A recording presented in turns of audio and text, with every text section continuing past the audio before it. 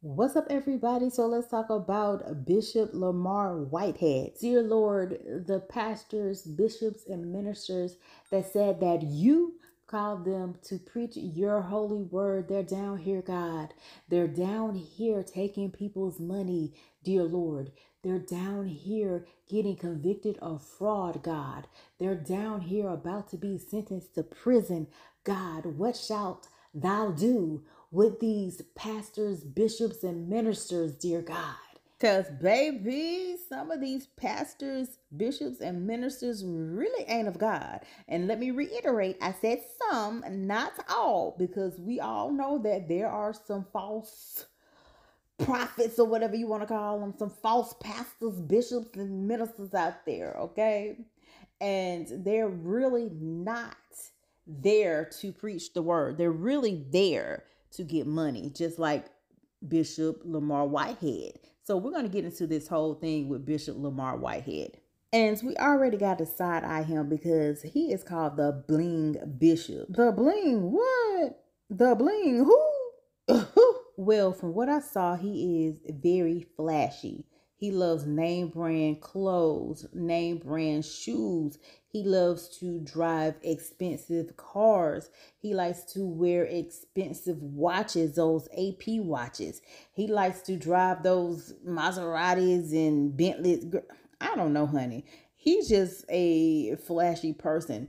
And after seeing the type of church that he preached in, it was literally a hole in the wall church. I was thinking to myself, there is no way that this man is getting that much money from the congregation. And a lot of people, including myself, were like, sir, where you get all this money from to have the lifestyle that you have? You got to be doing some extra stuff in order to be getting the money that you get. Because just being a pastor, no. And y'all remember that stage robbery that occurred at his church?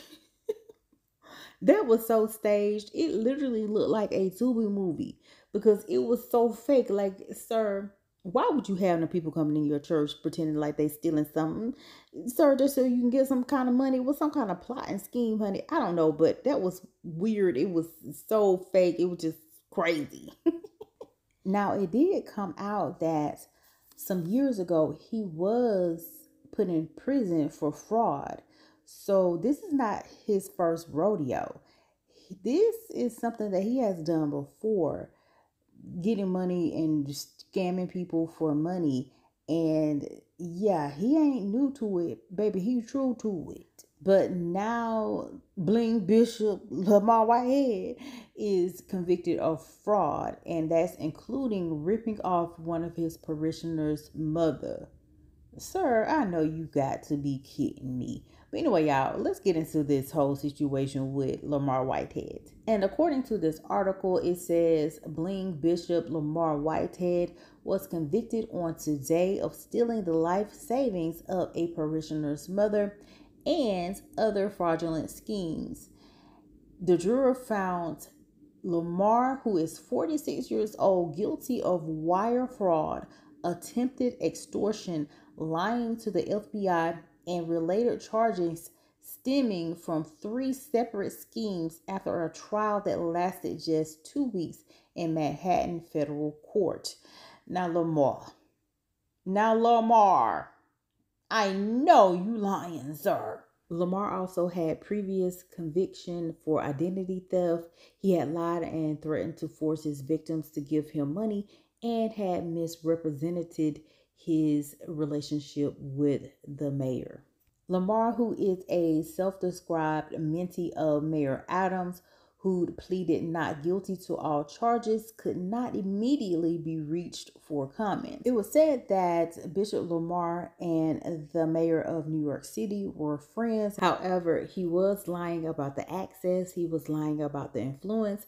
He was lying about all of this stuff, to be honest with you. He was lying about all of it. The defendant was trusted by many in the community. He was the bishop of a small church in Brooklyn and a self-described businessman Child, honey, he was a self-described schemer and scammer. Okay. And so the defendant abused that trust by lying again and again. He lied about how much money he had. He lied about his business plans, and he lied about having influence with powerful people, all with the goal of getting money and property to fund his extravagant lifestyle. Bishop Whitehead, hold up. Let me stop calling him a bishop because clearly he is not a bishop. Lamar.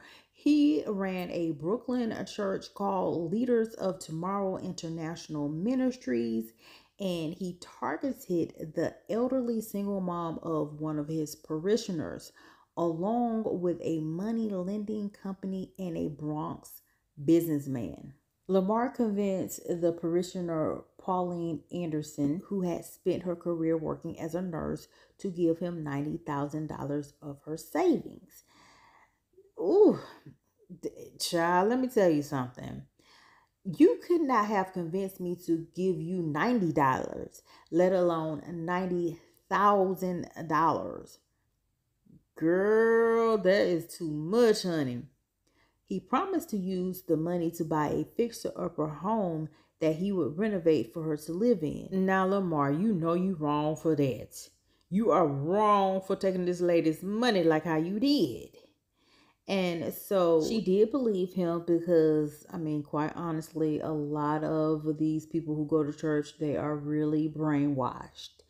They are totally brainwashed, and I am inclined to believe that a lot of them are very unintelligent, especially if they are convinced to give up $90,000 of their savings to someone.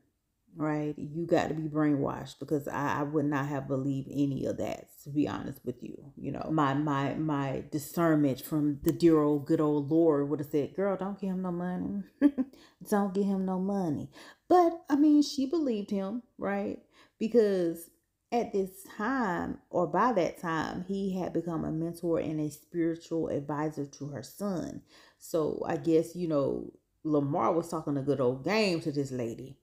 And that's sad. It's really, really sad for real. But instead of him taking the money and fixing up a house for this woman, this fool done took this lady's money and he buys designer clothing and a BMW. Like, really, sir? That's crazy. As the victim's sons tried to get back his mom's savings, Lamar said in a text he was asking God to exact vengeance upon the man. Now, sir, you took this woman's money. How are you going to ask God to put some type of vengeance on this man who is asking for his mama's money back? Sir. Pauline, who is 58, she cried as she described how she first met Lamar and how she gave him the $90,000 of her retirement savings and trusted him to buy her a house. She said that she could not get a conventional loan because of low credit. Ma'am, if you were going to give this man $90,000, you could have took some of that money from your retirement and built your credit up. And then you could have gotten you a house that way. Honey, not her saying that he was a man of God and that she believed him as the leader of his church. Child, that wasn't no man of God, honey. But when her new home never materialized, she texted him asking for her money back, and he berated her that he was busy. She sued him for the money in 2021, and Lamar then filed a countersuit. Rashid Anderson, which is Pauline's son, testified that he first met Lamar at a New Year's service at the start of 2020 and came to see him as his spiritual father. Lamar presided over his wedding, held in the backyard of a New Jersey home he helped him purchase, and Rashid testified. He said that Lamar had encouraged him to get his mother to co-sign a loan for that home. In a text message that Rashid sent to Lamar, he said that this journey has been painful for my mother and I, and we owe it to God for bringing justice, peace, and closure. Yeah, because Lamar is trifling AF. For real. Okay, so that was one of many schemes. So a second scheme was when Lamar threatened the owner of a auto body shop in Bronx. His name was Brandon Belmonte, and he was attempting to extort $5,000 after a repair job. Prosecutors said that Lamar further lied to Brandon to attempt to get his name on a $500,000 real estate deal, promising favors from Mayor Adams in exchange that could make them millions. And in a third plot, Lamar, who was arrested in December, drew up phony bank statements to get a $250,000 loan, purporting to show he had millions in a company account that had less than $6. Oh my God. Listen, that is not funny at all. This man has a long criminal history of fraud, identity theft, and stealing from people. And so he has to face the consequences of his actions. He's going back to jail. He done been to jail one time about this, okay? Well, not jail. He went to prison. Let me correct that. He went to prison. He's going back to prison again and said that he's faced up to 45 years. That's a long time, Bishop. Bling Bishop. Lamar. That's a long time to be put away now. Well, let me say this. That will give you enough time to get down on your knees and ask God for forgiveness and repent for all the things that you did down here on this earth to the people you supposedly was preaching to. Yeah, that stint in prison gonna give you enough time to think about the things you did, Bishop. Lamar. Yeah. These pastors, bishops, and ministers better stop playing with God now. See, when I made that video about TD Jakes, people wanted to drag me in my comment section. All I said was, if you're going to be doing all this stuff, step down from the pulpit. That's all I'm saying. But no, they can't step down from the pulpit because they're getting all this money. They love the money. But I was dragged. Listen, I grew up going to a holiness church. I grew up in the church. My thing is this. If you're going to be out here whoring and fornicating and lying and scheming and scamming, you need to step down. You need to step down and get out of that pulpit because you're yeah. Listen, I'm not gonna preach about this tonight. Y'all get what I'm saying. But anyway, y'all, what y'all think about this whole situation with the bling Bishop Lamar Whitehead? Y'all know what y'all gotta do? Comment down below. Let me know your thoughts. If you're new to my channel, make sure you subscribe to my channel, share this video, like this video. And y'all know what y'all gotta do. Stay tuned for the next video. Bye.